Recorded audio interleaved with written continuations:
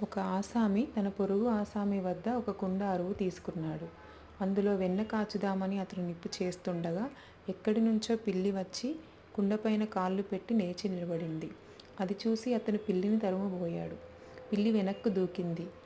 కుండ అరుగు మీద నుంచి కిందపడి రెండే రెండు ముక్కలయింది.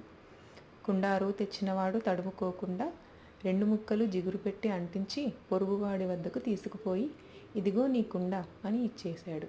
పొరుగువాడు పగులు గమనించి, ఏమిటిది అన్నాడు. ఆసామి, నాకు తెలీదు అంటూ ఇంటికి వచ్చాడు. పొరుగువాడు న్యాయస్థానంలో ఫిర్యాదు చేశాడు.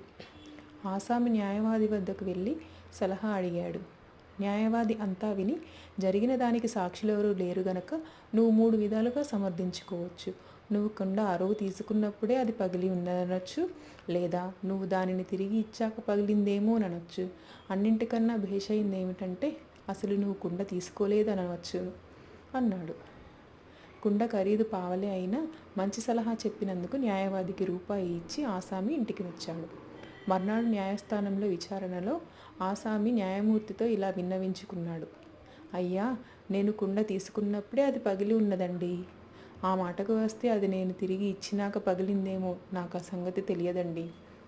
అన్నింటికన్నా ముఖ్యం ఏమిటంటే నేను అసలు ఆ కుండను అరువు తీసుకోనే లేదండి.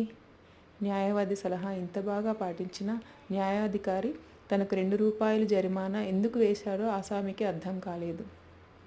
ఆయన డబ్బు చెల్లించి